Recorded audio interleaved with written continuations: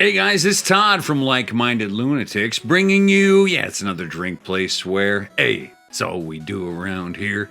I mean, besides spending money we don't have on stuff we don't need, it's all we've ever really done round here. Welcome back to the channel, welcome back to Drink Place Swear, and welcome back to Like Minded Lunatics. No, you know that Like Minded Lunatics is not just me here at Drink Place Swear, it's also my buddy Mark Gifford doing the Friday night videos. Bang, check out his stuff. It's just the best stuff on the channel, the best stuff on YouTube as far as I'm concerned.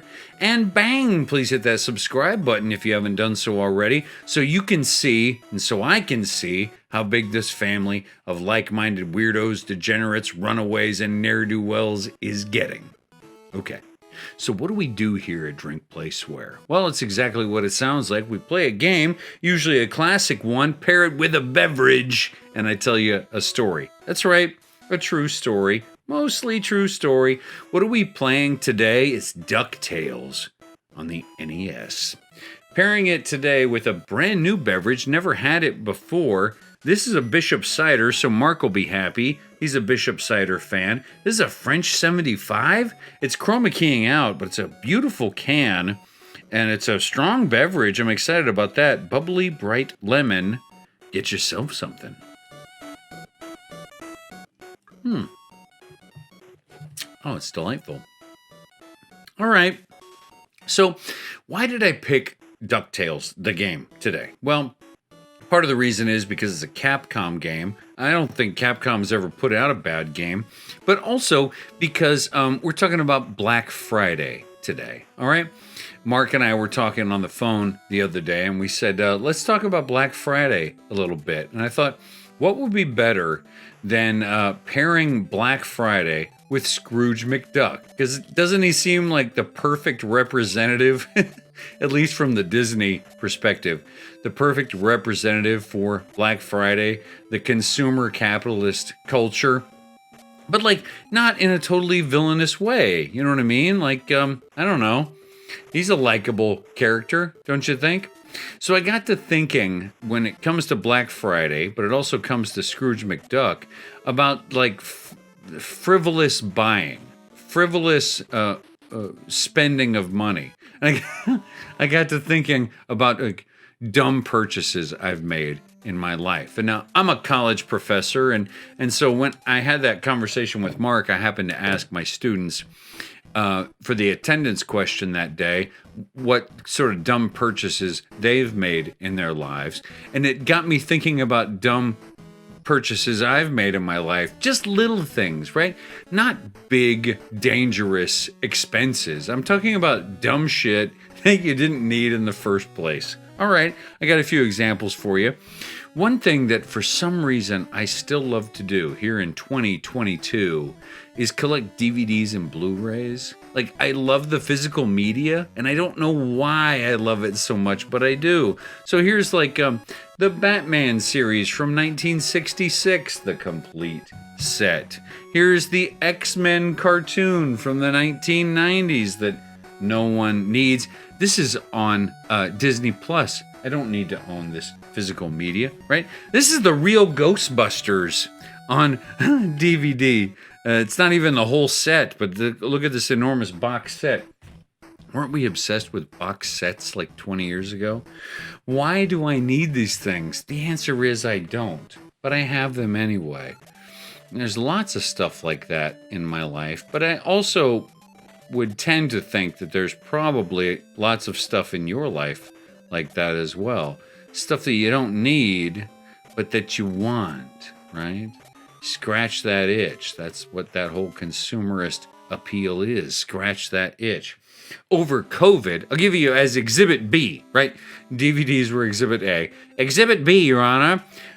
Over COVID, I got it in my head that I needed lime-flavored salt in my house, right? It's COVID, you can't go out, but I wanted lime-flavored salt because I remembered as a kid, we had all that stuff. Lime-flavored salt. You put on a big pickle from the gas station, or my dad would put in his beer, right? So I bought this stuff. You're not going to be able to see it because it's going to chroma key out, but it's called Twanger's lime-flavored salt. You see the label there at least. But the thing is that why this was such a frivolous purchase or a bad purchase was not just because who needs lime flavored salt, but because they came in packs of 12. That's right, only in packs of 12. So I got over 2 years ago. I got 10 of these left, a pile of them here on the desk. I don't need lime flavored salt, but I wanted it. Right? I don't need X-Men, the 90s cartoon on Blu-ray, but I wanted it, right? So, the last little story I want to tell you today about my engagement with stuff I want but don't need is going to be surrounding a trip I had to Vancouver, Canada. That's right. I went with my close college friends right before COVID to Vancouver, Canada, and my buddy John planned this trip, and it was a really wonderful trip.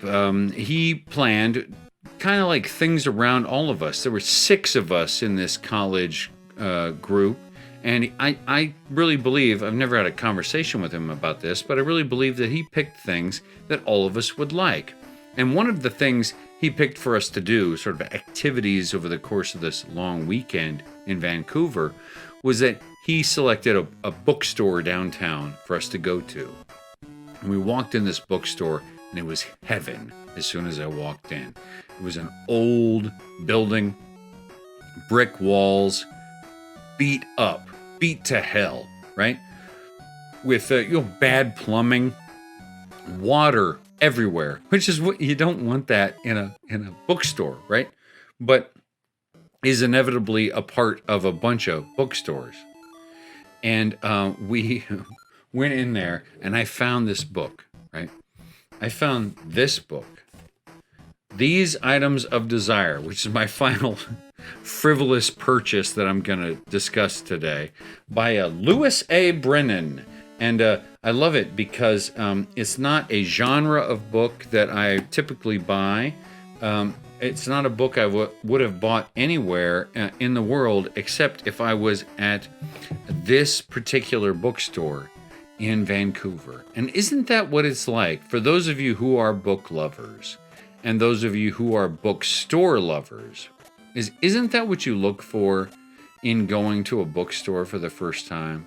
Is not looking for something specifically, but going in, being open-minded, and then finding something unexpected that you love. And so I went in that day. Look at this. Oh, look at this. I'm trying to save this guy. I don't even know how to get the hell up there. You go into these places. This is what I found. These Items of Desire. Now, initially, the cover grabbed me because it looks like, some kind of crooner in the background there, some singer, and then you got this lovely lady here. Look at the back cover, right? Look at this. And just, I love the art, but also I love the reviews here. The reviews are so good that it makes it seem to me like perhaps this book has never been read. Even by the reviewers. New York Times review on the back. I'll do it in a mid-Atlantic. A sermon on love or a handbook on man-woman behavior. These Items of Desire adds up to a big, important novel. Big, important novel? Okay. San Francisco News reviewed this book as well. And so, let's do it, man. Like, let's do it in California. He said, no, sorry. Let me work on my California. I have a hard time with California because I'm more like, okay. Like, hey, man. Yeah, like, modern to the core, man. This novel cuts beneath the surface of life. This is a review. And finds it a ferment of conflicting thoughts and desires. I'm serious. Look at this. This is a real review.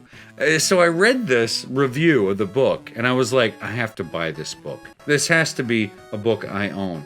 So for the bulk of today, what I want to do is not play this game, although this game looks charming, and I'm sure I'll play it someday. But I want to just read to you some of the opening passages from These Items of Desire by Louis Brennan. And that'll be the bulk of our story today. You ready? I'm going to do it in the most dramatic voice I can. Let me bring the mic up. There we go. She had heard that if you wanted to fall from the edge of the cliff where Dave was standing now, you fell 500 feet straight down to a jagged rock and were killed instantly, without a last outcry to mark your death spot. And from there, your last broken body would shoot down a slope 1,000 feet at least, not stayed by trees, boulders, or the shore road into the Ohio. With such force you would skip like a flat rock halfway across to Riverside into dread mid-channel. There is nothing like bad genre writing to make me really happy. I have to say, I love bad genre writing. I love bad film noir. I love the epic quality that some of these give us. So yes, you might have your own frivolous purchases when it comes to this time of year, Black Friday. Maybe it's shoes for you, right? Maybe it's electronics on Cyber Monday, like you get a brand new TV. But I gotta say, my go-to is shitty fucking fiction like this. I love it. And bad DVDs and lime-flavored salt. Okay, I didn't get into much of the game today, but I did have a good time with you. So let me finish this beverage, and in between now and the next time I talk to you, I'm Todd, like trying to accept the fact that I like Black Friday even though I don't like Black Friday.